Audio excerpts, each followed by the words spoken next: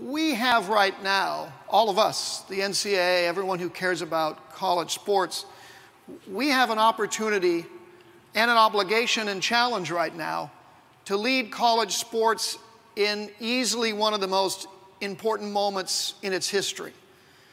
I believe, and I think many of you do as well, that the next 3 or 4 years are going to be defining years to set the stage for what college sports will look like for the foreseeable future, for decades, not years, and perhaps it'll shape it for the entirety of the 21st century. Now, there's lots of drivers as to why that's so, that make this moment such an important moment. Walt touched on some of them. We have a legal environment that's challenging in so many ways. We have a financial environment for both higher education and for intercollegiate athletics where we have seen significant, dramatic growth in revenues on the one hand, and on the other hand, we've seen great concerns and struggles by programs across all 3 divisions on the other. We see political dynamics going on both at the state level, even at the local level, state, local, and of course, potentially at the federal level that could shape the environment in ways that we may or may not like. We live now in a world of media scrutiny and attention that's like nothing that's ever been seen before, particularly with 24-hour news and information and sports service and with social media that makes it extremely difficult to avoid controversy or scandals of any kind blowing up in an enormous fashion on us. With that comes an increasingly skeptical public. Public opinion about college sports is extremely positive. On the one hand, there's never been more attention given to or passion for college sports, and simultaneously, there's perhaps never been as much skepticism. And finally, we, of course, run athletics in the context of higher education, and this is a very dramatic moment for higher education. The future of higher education is challenged in many ways by a variety of different modes of delivering higher education, by economic challenges, by demographic changes, by new demands that are being placed on all of our colleges and universities that hadn't been there before. Any way you look at all of those issues, any way you shape them, we don't have the luxury of determining the pace of change that's going on around us. We have seen pretty dramatic change already in this early into the 21st century, and we're likely to see it accelerate even further in the next handful of years. We can't sit still. But while we're embracing change and while we're saying that's fine, we're ready to move forward and do things differently, we also have to stay focused on the core values that differentiate intercollegiate athletics from all the other activities in the world. We need to be both flexible and adaptable while we simultaneously remain steadfast to the commitment that we all have to student athletes and their success. Now, perhaps the biggest challenge that's before us is the fact that what you all experience as academic and athletic administrators, what you experience on your campuses and the way you see college athletics is not at all the same as what the public and many of those people outside our enterprise view college sports. If you, as college leaders, were asked how many student athletes are there, you can all pretty much cite the statistic, there's 460,000 of them. You know there's 460,000 of them. You know the complexity of divisions 1, 2, and 3. You know the breadth of the sports. You know the nature of what college sports is all about. But the public has a very different perspective on all that. The public knows what it sees on television. That's natural enough. It's not a critique, it's just a fact. And what the public predominantly knows is Saturday afternoon, increasingly early Saturday afternoon through the evening in the fall of football on a national scale, and then Division I men's basketball from this point of the year going forward into the tournament. That's what they see on a regular basis. That's what's the subject of talk radio and all of the discussions and all of the articles. It's about Division I football on Saturdays at the highest levels and basketball being played in men's basketball being played in Division I. That's the perspective that the world has on what is college sport and college athletes. Now, here's what we know. The student athletes who play those games, Division I FBS football and men's basketball, and show up on national TV constitutes 3%. 3% of the total of NCAA athletes.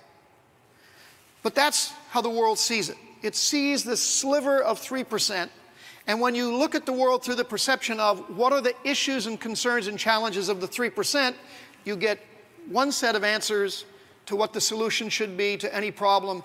If you look at it from the perspective of the 97%, the vast majority, you see other issues and other concerns and other challenges.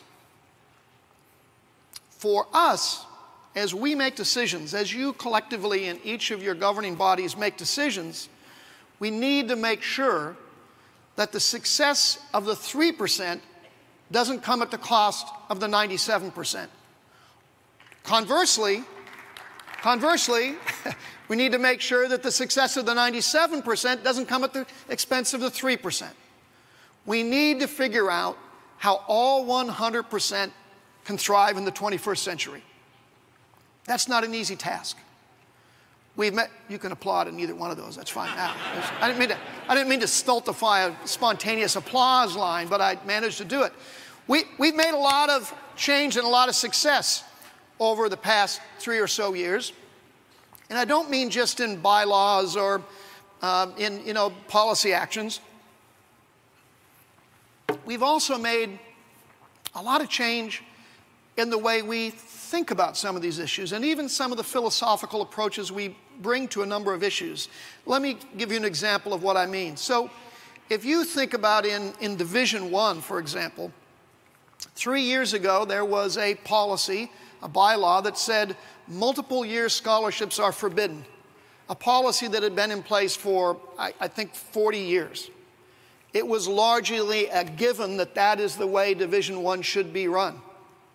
Fast forward 36 months, and not only after a lot of debate and discussion, hard debate and discussion, fast forward 36 months, and not only are multi-year scholarships allowed, we have institutions that guarantee them, and we have whole conferences now that are saying, if you're going to be a member of our conference, you must provide multiple year scholarships. And that transition after the first debate was relatively rapid. The same thing with the work of Walt Harrison and his colleagues. Walt and his colleagues brought us to where we were about 3 or 4 years ago with a lot of hard work and dedication, and there was a sense that, okay, we'd achieved a great deal, but when the statistics were brought forward and the success was seen, there were still big gaps.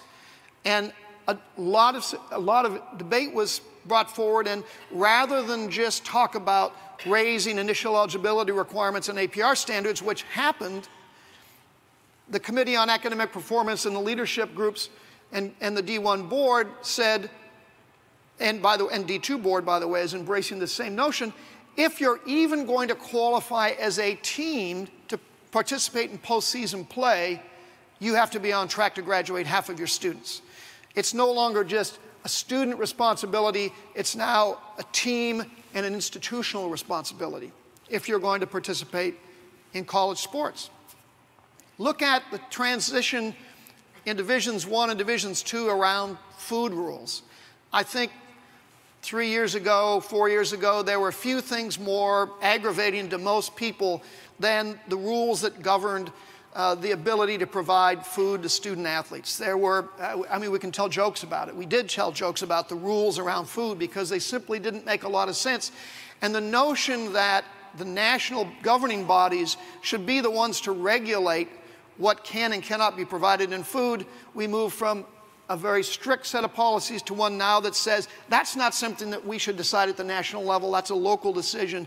You provide student athletes with what makes sense for your institution. A huge shift.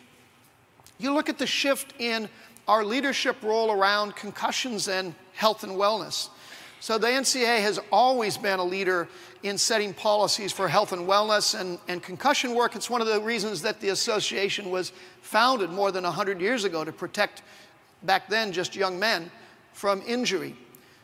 And that's a role that we've always taken great pride in. But over the past handful of years, we've seen a movement from just saying we need to be the leaders in policymaking to also we need to be the leaders in helping medicine and science understand injury and understand wellness. If you look at concussions alone, we sadly as a society don't have good knowledge and understanding of what concussions are, how they happen, how you recover from them, what their, as the docs would say, medical history is.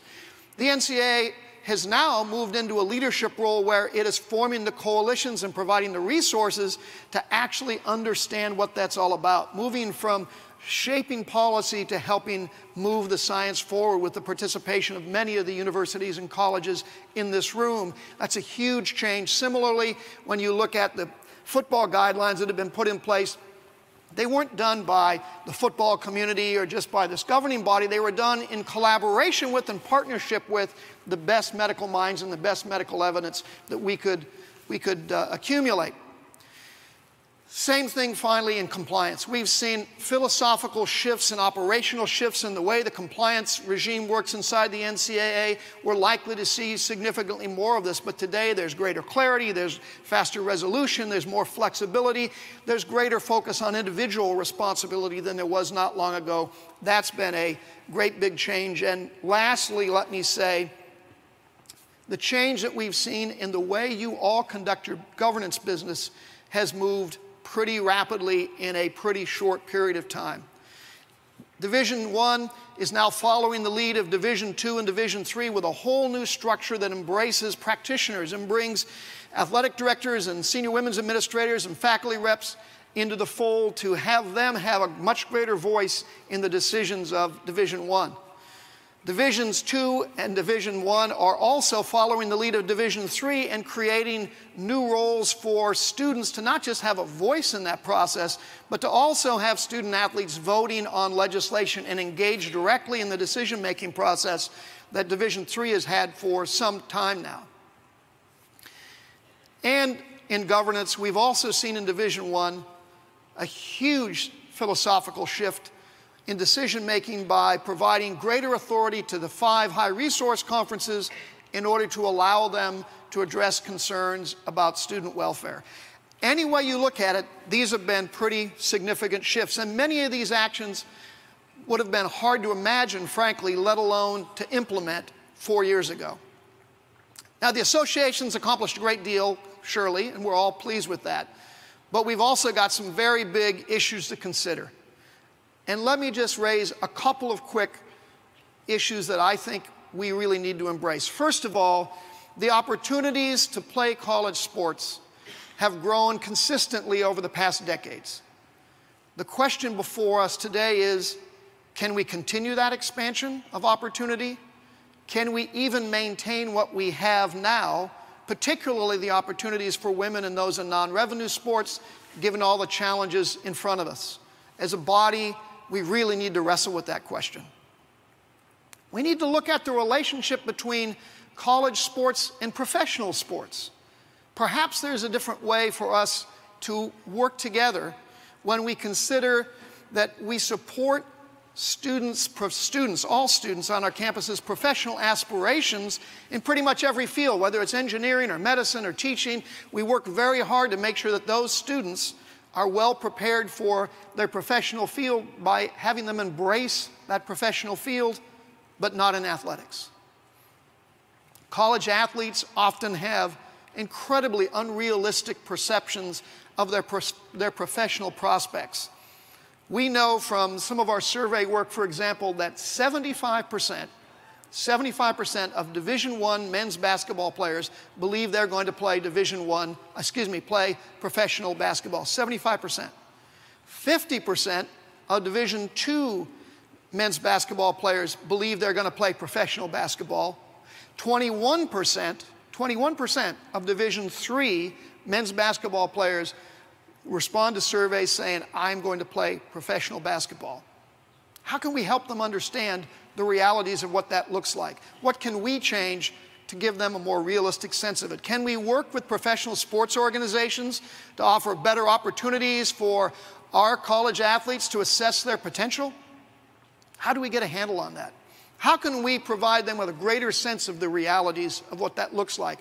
And a related question that's being discussed a little bit now, but I think we need to consider what the options are, is what can or should we do with the question of agents and advisors for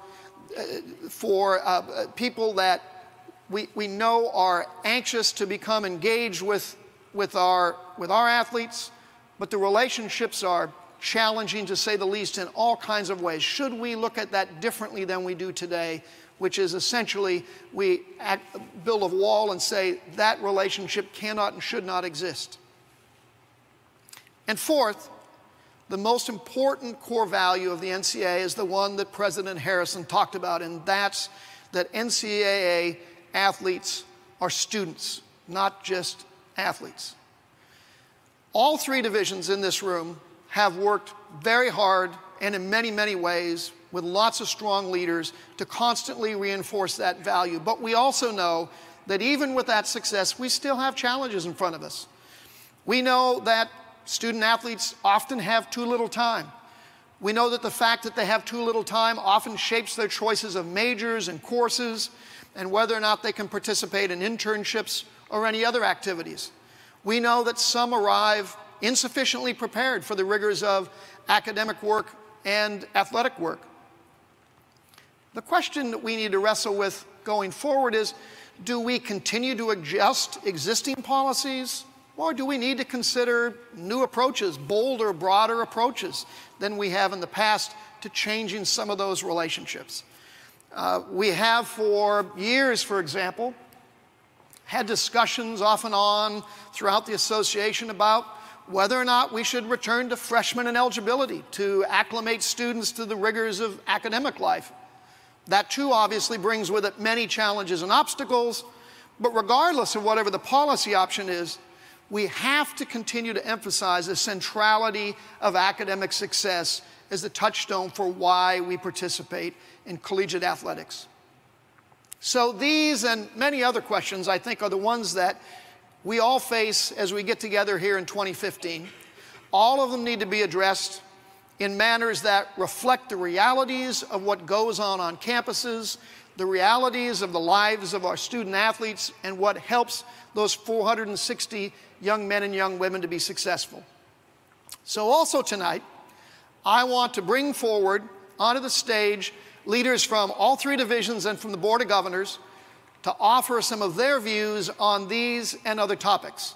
So would you please join me in welcoming to the stage first the President of Wake Forest University and the Chair of the Division I Board of Directors, Nathan Hatch. The President of Grand Valley State University and Chair of the Division II President's Council, President Tom Haas. The President of Whittier College and the Chair of Division III President's Council, Sharon Hertzberger. And lastly, please, I'll bring back President Simon from Michigan State. Please.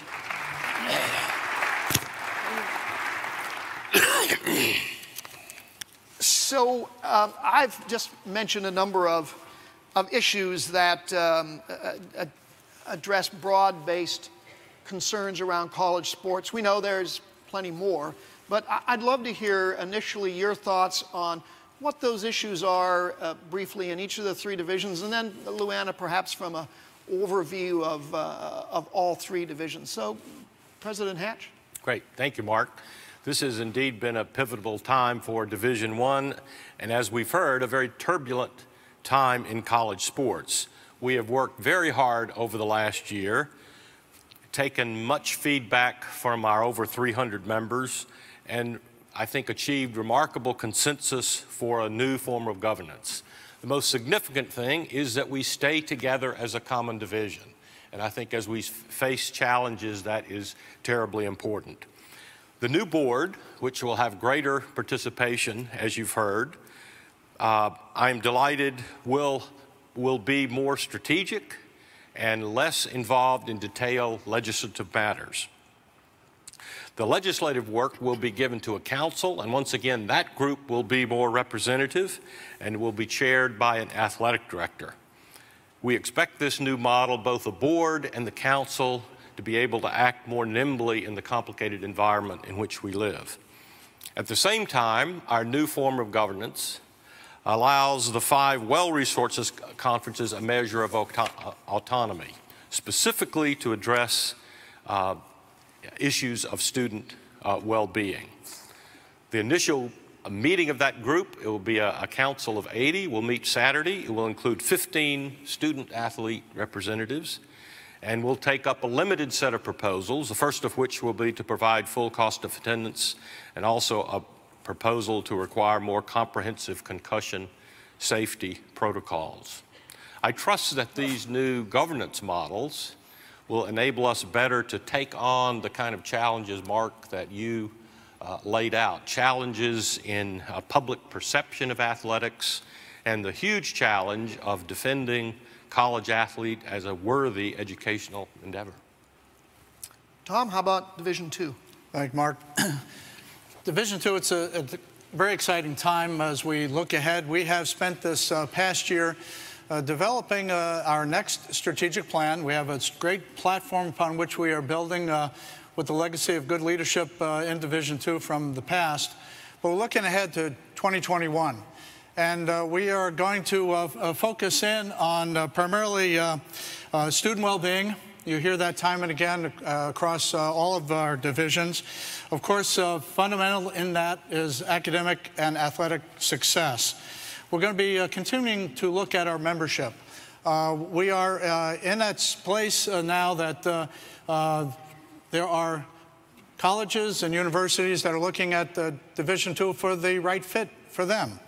And we have engaged this past year in branding. We went from an I chose Division II, and now we're looking at branding as we take from the internal audiences to an external audience that we want to ensure that they understand what D2 is all about. We're really proud of our student athletes and provide them a chance for their voice and their vote in our business, and that's going to come up on Saturday, where we will take legislation to ensure that is going to be part of our processes. We were able to take a small surplus that we had, and we funded expansions for our championships. We have a good fiscal platform upon which we can do this. But at the end of the day, of course, it is about that competition, about performing at the highest levels and providing those opportunities for championships. We had a wonderful fall sports festival this past fall.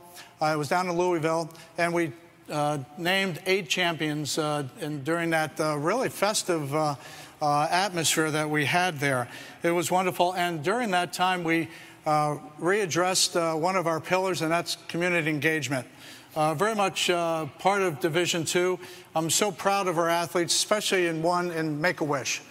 Just this past year, our student athletes brought in $550,000 to Make-A-Wish. It's about community engagement, and in all of our championships throughout all of last year, part of that was to get the students out to the communities, and that makes a difference. And in fact, the students said that was one of the best parts of the experience in addition to the competition. So I'm sensing momentum for Division II, and I see great value for the members that have joined Division II and the direction that we're taking. So thank you, sir. Good. Thanks, Tom. President Hertzberger, Division III's point of view. Division III is working on some of the same issues that you heard about in Division I and Division II. We are very, very concerned about health and well-being and academic success of students.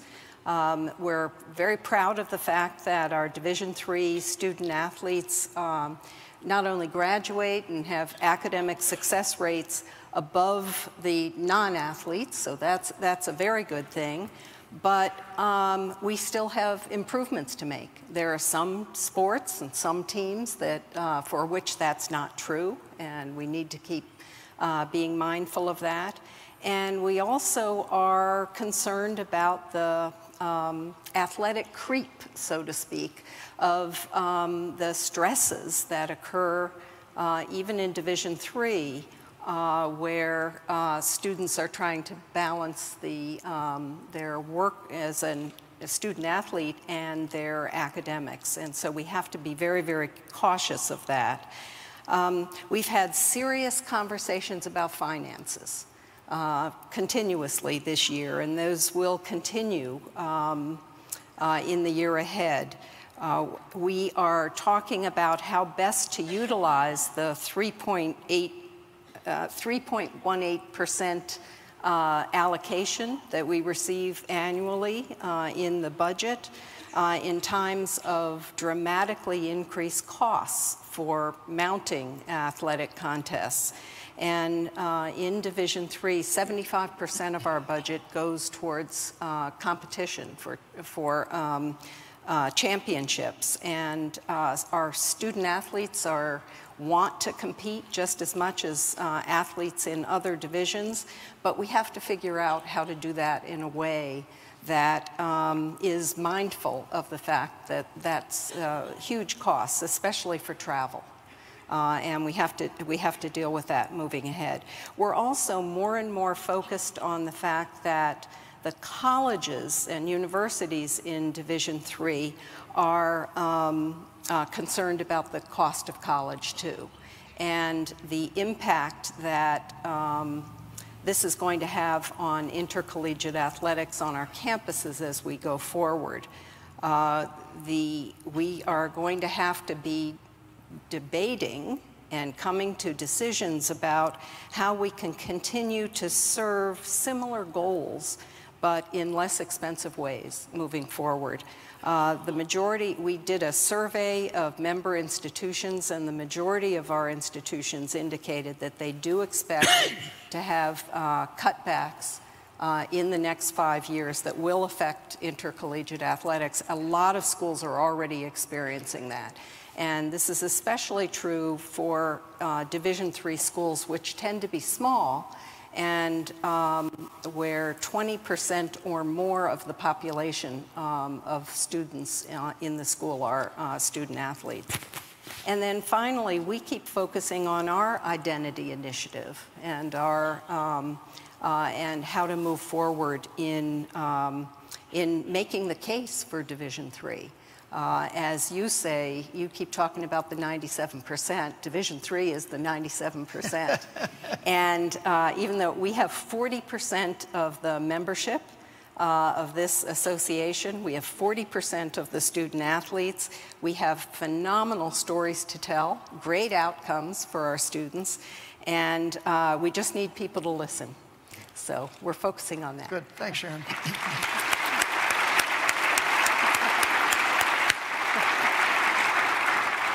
President Simon, you work with all three divisions on the Board of Governors. What are the common threads that tie the divisions together that you see when we look at the issues we have in front of us? Well, I think we've been able this year to try to have the Board of Governors in its new name think about its responsibility as the association as one, and not simply coming together with three separate agendas, but how do we find a common agenda for college sports.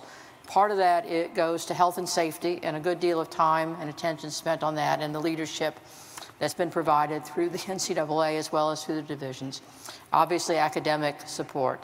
But how do we also look at all the things that the NCAA does that affect each division slightly differently? Hear from our members, and many of you participated in our, quote, regulatory surveys about all the activities that the NCAA does. Got your feedback. We have a list of things that need to be improved so that we can be a better organization collectively, not simply for a particular division or a particular set of institutions, but for all of us. And I think that's been the real focus of the Board of Governors through this year, and we're just laying the groundwork for that, along with the transparency of metrics and other things so that you all can participate in those discussions with the association as one. Good. President Hertzberger, you mentioned an issue that I know President Haas and I have talked about this around communications. And so for Divisions 2 and 3, one of the challenges is, well, for all divisions, actually, whenever you're not part of that 3%, since we're talking about them in those terms, you know, one of the questions that often rises is, how do you tell the story of student athletes? How do you, in thinking about talking to them about playing sports on your campuses, how do you tell those stories to parents and prospective student athletes in Division III and Division II? Let's start with you, Sharon. Okay. We tell the story by bringing out examples of our students a lot, and we so that prospective students and their families can actually see examples of what life would be like on a Division III campus. We want to make it very clear that it's that academics is primary on our campus, and so we talk about the fact that we have students who miss practices, miss games, because faculty will insist that they come to class or go to an excursion on a particular day. We show examples of students who don't participate in the off-season activities because they're going to study abroad.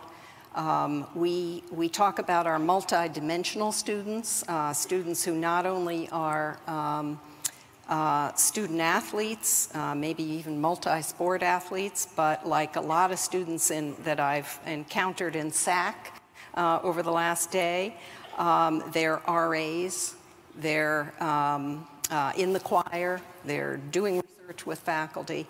So we want to make sure that we tell that story, that coaches, when they encounter students, will also tell that story.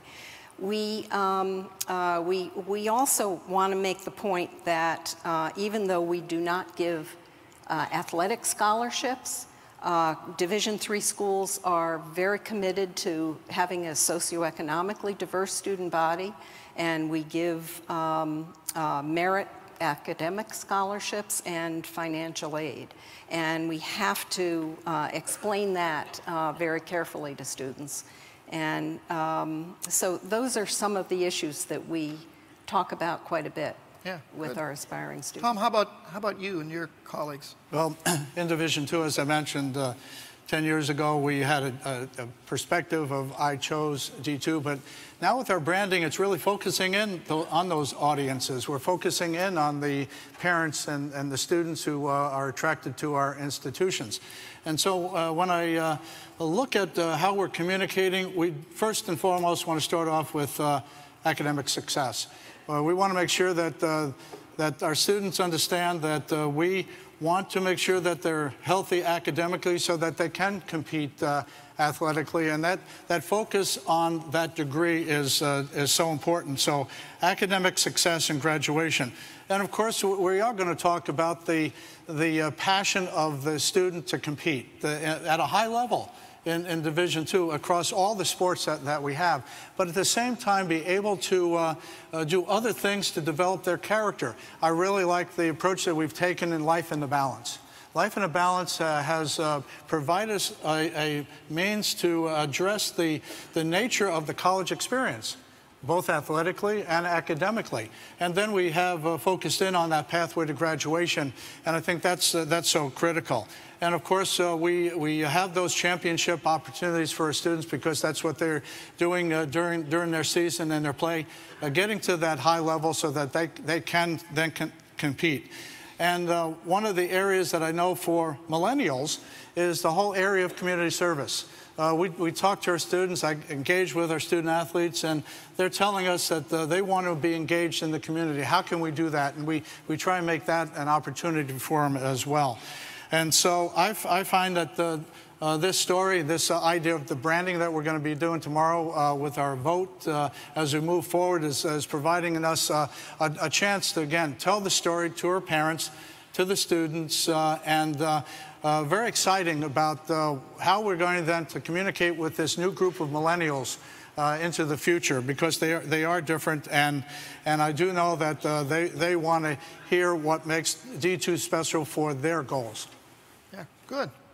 So shifting gears a little bit, Nathan, clearly in Division I right now, one of the biggest questions is about how this new era of autonomy for the 5 high-resource conferences is going to work, and what the impact on other conferences and indeed other divisions is going to be as we move forward. What are your expectations? What do you hope happens here? I hope that those areas in which the 5 major resource conferences can work together, I think of 4 things. I hope we can, in a sense, defend the amateur model of student athletics, because it's in the Big 5 where we face the most acute pressure. It's where there is the most money. It's where there's the most challenges. Are you really educating student athletes? And I think we just have to tell that story much better. Secondly, I think we have to, like others, continue to work on graduation rates. Athletes are there to be students, and we have to make sure we ensure that. Thirdly, it's the whole issue that we've talked about, is the expectation of student athletes. Particularly in Division I, you hardly talk to any, at least basketball or football player who doesn't expect to play in the pros. And that's just not the case. So how could we help them do that? Actually, there was a session earlier today, and we have a vice president for personal and career development at Wake Forest, and he was part of that. And we have a dedicated person now that works with athletes to try to help encourage them. I mean, all students need to think about what their career is going to be. But I think student athletes in particular, who are so focused on their sport in addition to their classroom work, need more help from their coaches, from athletic departments, and from others in the university to plot out what will happen if the professional world doesn't develop. And finally, I think the major resource conferences need to focus on issues of student safety. Because that's where athletics is done at the very highest level, and I'm delighted what the NCAA has done with the assistance of Brian Hainline in terms of addressing concussions and other things. Mm-hmm. Good, thank you.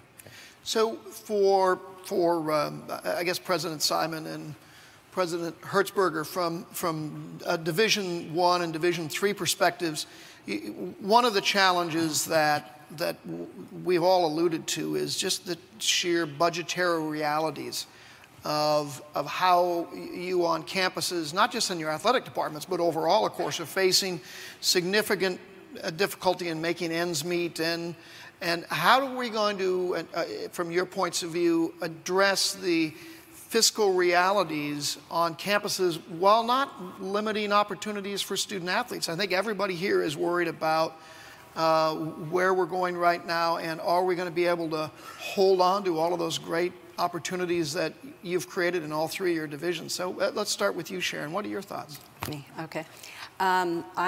If the question is how are we going to make ends meet without limiting opportunities, yes, the answer is we're not.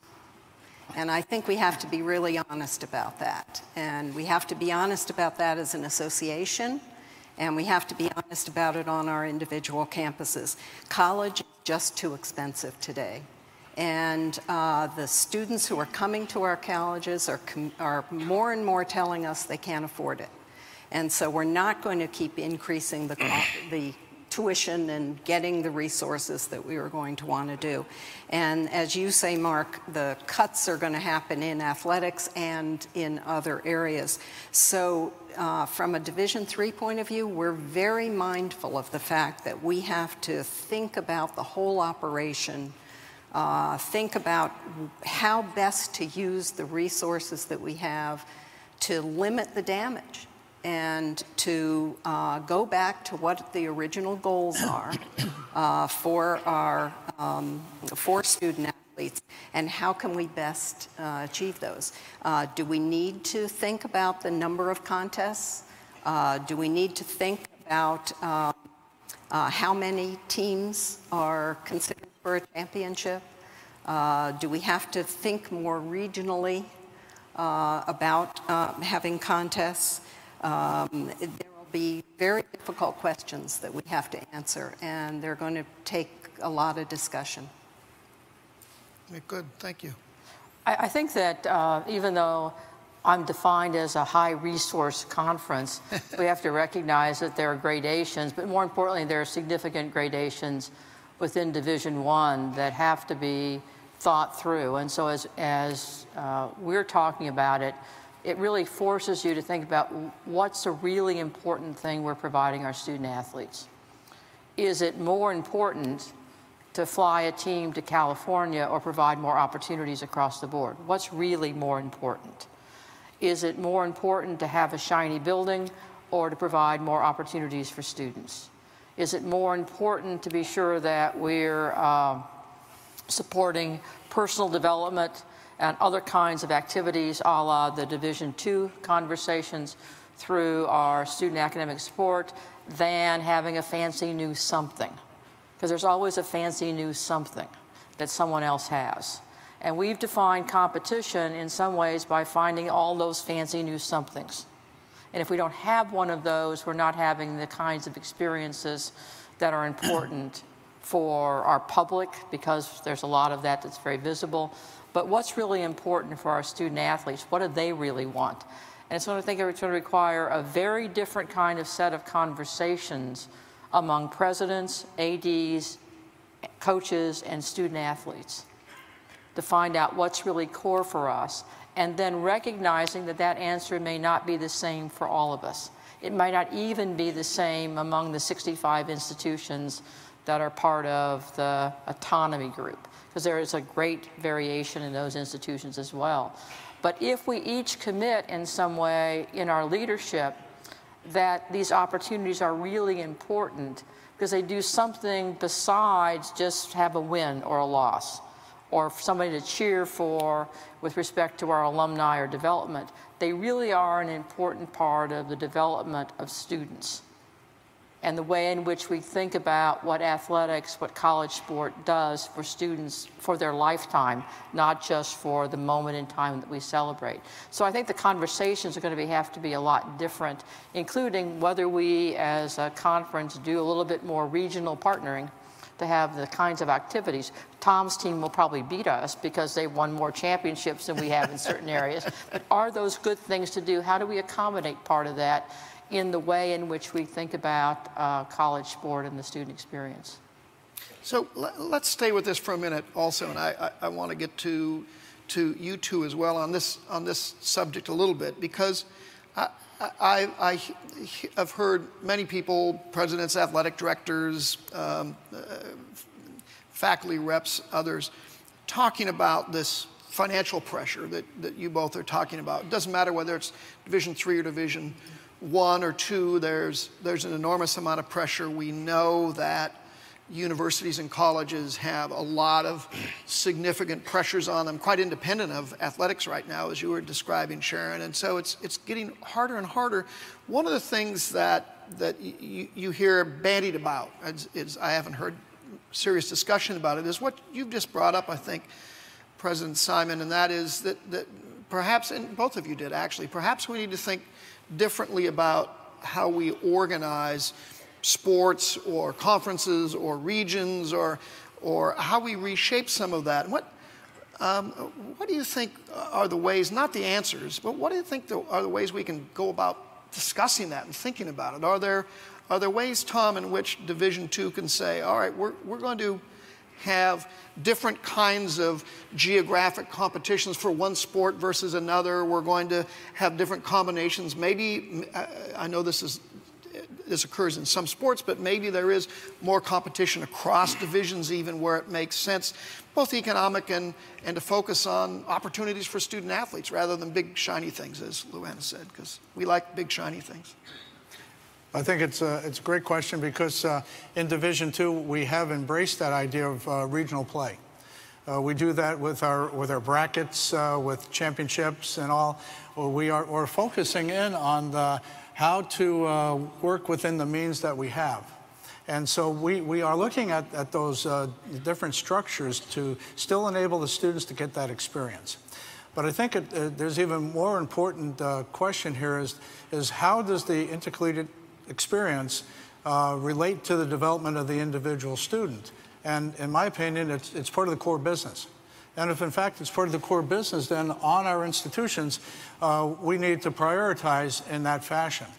And as a division, the academic success and the athletic experience is the core business, and we have to prioritize that as well. So within the different divisions that we have here, we can focus in and must focus in as presidents and chancellors, and working with our ADs and the other leaders on our campus to ensure that we are, in fact, being very efficient and effective in the use of those resources, still providing those opportunities. And then looking at the regional play and still ensuring those experiences. Good. Nathan, what about from your vantage point? Well, so many of our conferences now have larger geographic footprints. Yes.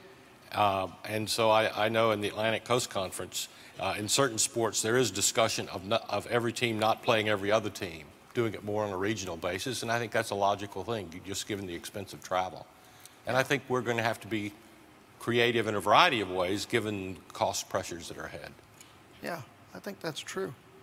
So let me shift again. So you've all been talking about student development. A couple of you have talked about how you give student athletes a better experience and what you're trying to do to get them to have a bit of a more realistic sense of their professional sports careers. It is, I think, one of the big challenges, as I mentioned in my comments, because we have young men and women, more men than women, but both making academic choices and other choices that allow them to maximize their time on their sport because they want to become a professional athlete. And then at some point they realize, sadly often after they've left the institution, oh, that's not really going to work after all. And now they maybe didn't finish their degree, or they didn't prepare themselves professionally in the way that they want to do for whatever their career is likely to be. How can we really help them think about this and get a realistic assessment of their athletic potential? I think, you know, when we look at 20 plus, 50 plus, and 75+% of men's athletes thinking they're going to be professional athletes, and we know the reality is about, I don't know, 2% or 4%. Cumulatively out of all of them, we don't want to crush kids' dreams, right? Because we all want them to aspire to what they aspire to. But on the other hand, we have to have some vehicle for getting them to understand what that reality looks like. What can we or should we all be doing or thinking about? Or how do we even frame the questions here in this room? I think one thing, I think we have to have the courage to look at what our former student athletes are doing 5, 8 years out. And look at that and see, in fact, those who are getting degrees, are those degrees leading to meaningful professional opportunities and a meaningful life? And if not, it may be that these student athletes need assistance along the way, and I think we must be willing to provide that. Because as you say, the focus so often is on the sport, getting by with a major, but I mean, even those who may play pro, I think of a Wake Forest defensive back, Alfonso Smith. I mean, he was an All-American, went easily to the pros, but he played 4 years. Right. And now he's back having to live a whole life. And so even for players who make it, often the careers are very short, and then they have to find something really meaningful to do. And I think we have to look at that, ask the hard questions, and as I said, athletic departments and coaches, I think, have to work with the normal career services operations of a university to help craft that. Good. Tom, from a Division II perspective? I'll start with this. My first coach was my dad. I wanted to be the next Tom Seaver. I had a dream. And my dad, I'm a first generation to go to college. And in Division II, we have many students that are first generation. And these individuals have dreams and goals and all. And my dream when I was 8 years old was with my first coach, my dad. And he said, okay, let's work on that. But what he was able to instill in me is those habits and those attitudes that the educational dimension is going to be really the pathway. And so in Division II, we're providing that opportunity, and I think the coaches have a lot of way to measure those expectations with our students across all of our sports, whether it be football or basketball, but in all of them. So I do think that there are those dreams, but then there's those expectations. And at the end of the day, what we really want to have the coaches and others in this whole enterprise do is encourage our student athletes because they do have an opportunity to get a degree that's going to provide them a chance to do great things. And maybe one or two will, in fact, go professionally. But the vast majority of them, as we know, that 97%, are going to be successful in their careers, in their communities, be leaders for our nation and our world. But it's that coach, I'm going to say, is going to set those expectations. My dad didn't squash me saying I was going to be that next Tom Seaver. But I was able to use intercollegiate athletics and provide me the opportunity to grow and learn. And I think that's what we can do, set those expectations with our student athletes. Good, thank you. Mark, if I could just to go back to your question, I think one of the things that we can do is be sure that as students migrate to the professional ranks from our programs, that they stay connected to our schools and provide information and feedback to the existing student athletes. And it's something I think we need to do much more systematically, because not everyone has had the same experience with pro players. In our case, Irvin Johnson provides a lot of feedback to folks about what their prospects are in basketball, and they believe him because he's been there and done that, more so than I think some of these outside influences.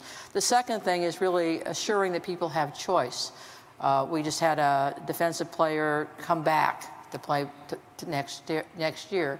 He wouldn't have had that choice if he wasn't succeeding academically. Mm-hmm.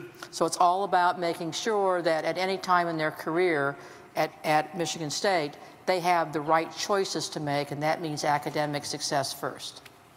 Good. So you all four have in front of you the assembled NCAA. There's about 3,000 people that have registered for this conference this year. It looks like maybe a record crowd. Clearly a demonstration of the interest that everyone has right now in what's going on in college sports. So for each of you, I'm going to ask you the same question. In talking to everyone that's here, where would you all like to have the membership lead college sports in 2025, 10 years out from now? All right.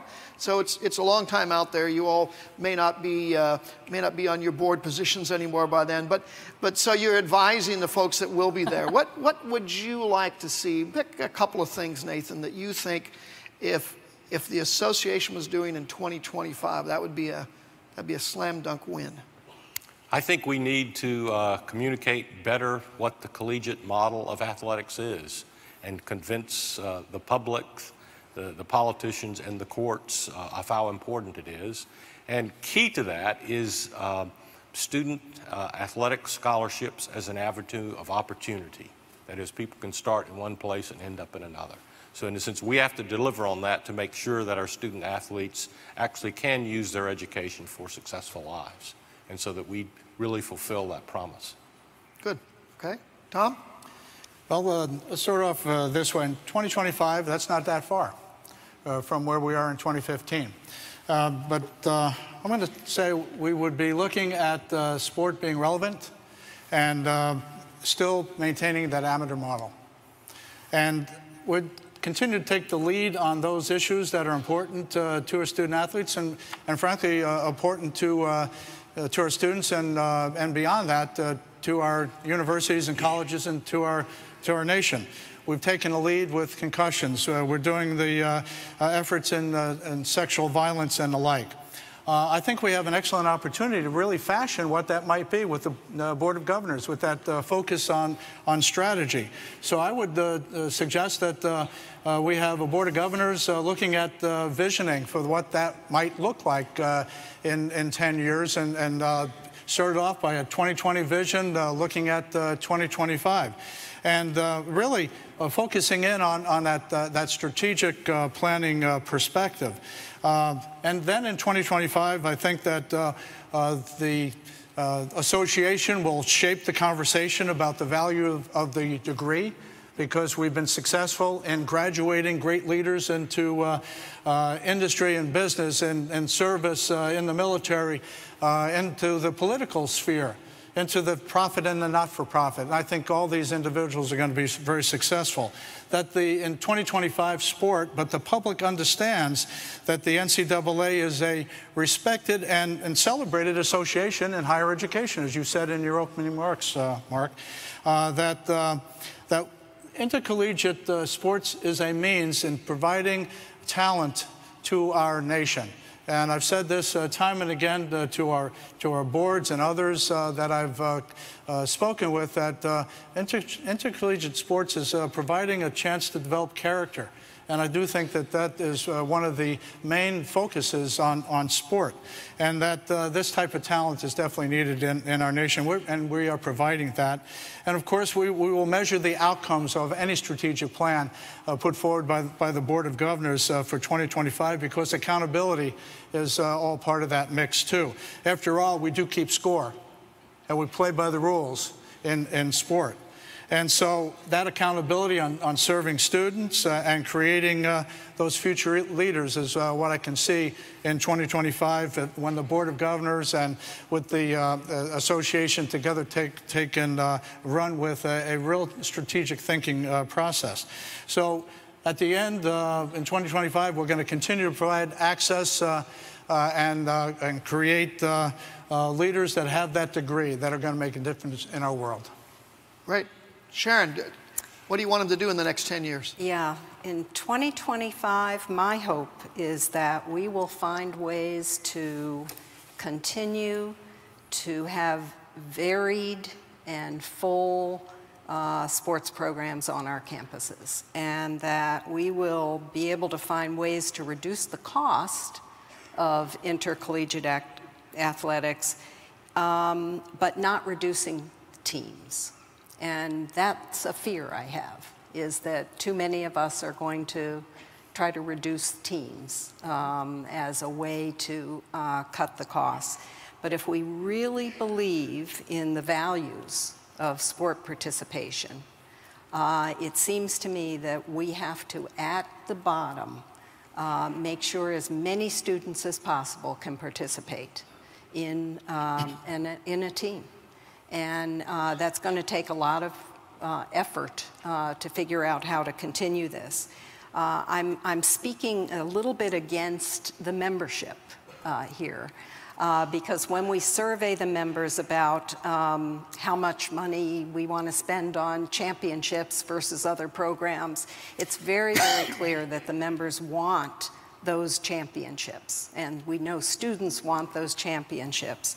But at the end of the day, I think of the impact that the other elements of sport participation have on students, and the impact that a coach who's a really great educator has on a student, or the value of practicing and playing with a team. And I hate to limit that opportunity.